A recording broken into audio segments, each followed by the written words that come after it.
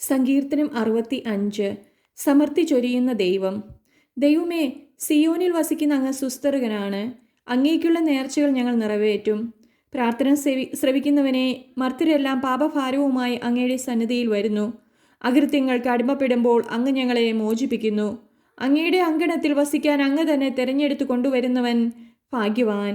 ഞങ്ങൾ അങ്ങയുടെ ആലയത്തിലെ വിശുദ്ധ മന്ദിരത്തിലെ നന്മ കൊണ്ട് സംതൃപ്തരാകും.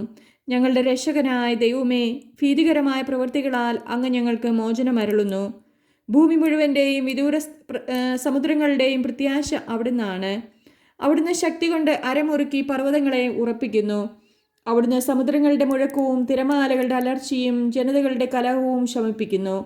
ഭൂമിയുടെ വിദൂരമായ അതിരുകളിൽ വസിക്കുന്നവരും അങ്ങയുടെ അത്ഭുത പ്രവൃത്തികൾ കണ്ട് ഭയപ്പെടുന്നു. ഉദയത്തിൻ്റെയും അസ്തമയത്തിൻ്റെയും ദിക്കുകൾ ആനന്ദം കൊണ്ട് ആർത്തു വിളിക്കാൻ അങ്ങ് ഇടയാക്കുന്നു. അവിടുന്ന് ഭൂമിയെ സന്ദർശിച്ച് അതിനെ നനയ്ക്കുന്നു. അങ്ങ് അതിനെ അത്യധികം ഫലപുഷ്ടമാക്കുന്നു. ദൈവത്തിൻ്റെ നദി നിറഞ്ഞൊഴുകുന്നു. അവിടുന്ന് ഭൂമിയെ ഒരുക്കി അവർക്ക് ധാന്യം നൽകുന്നു. അവിടുന്ന് അതിൻ്റെ ഒഴുകുചാലുകളെ സമൃദ്ധമായി നനയ്ക്കുന്നു.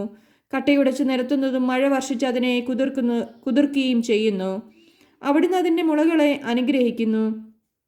സംവത്സരത്തെ അവിടുന്ന് സമൃദ്ധി കൊണ്ട് മകുടം ചാർത്തുന്നു. അങ്ങയുടെ രഥത്തിൻ്റെ ചാലുകൾ പുഷ്ടി പൊഴിക്കുന്നു.